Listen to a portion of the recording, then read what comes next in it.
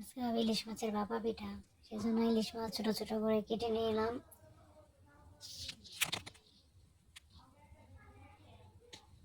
আর এখানে নিয়েছি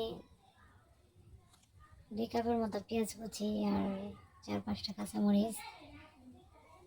লবণ দিয়ে মাখিয়ে নিব আর কি। ধনিয়া পাতা কুচিও দিয়ে দিলাম। এখন সব কিছু আবার মিক্স করে নেব।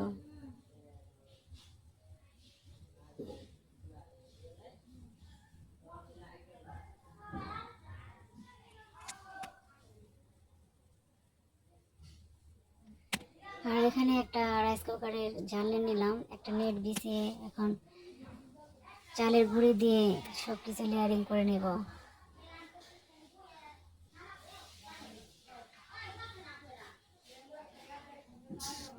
পিঠাটাকে 2 লেয়ার করব। নারকেল কুচি দিয়ে দিলাম।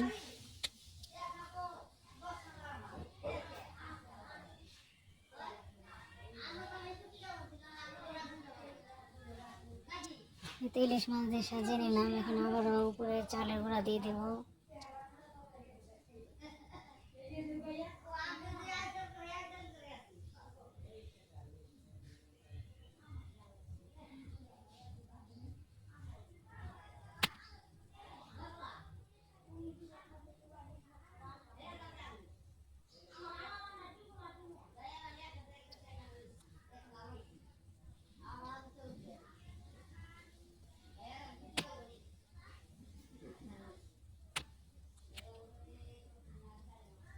এতে এখন চালের গুঁড়ি দিয়ে সব আটকে দিব। উপরে নেটটা দিয়ে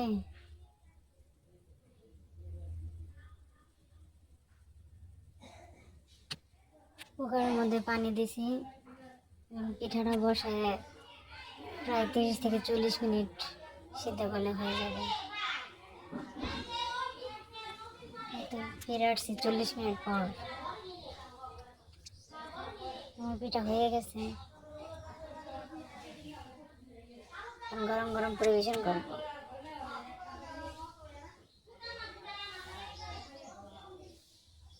বাহ, খুব সুন্দর একটা পিঠা হয়েছে, একদম কেকের মতো। রাইস কুকারে কেক ভাপা পিঠা ইলিশ মাছ দিয়ে একটু তাড়াতাড়ি করে কাটতে যেয়ে আর কি মাছ ডিটা ভেঙে গেল পিঠাটা।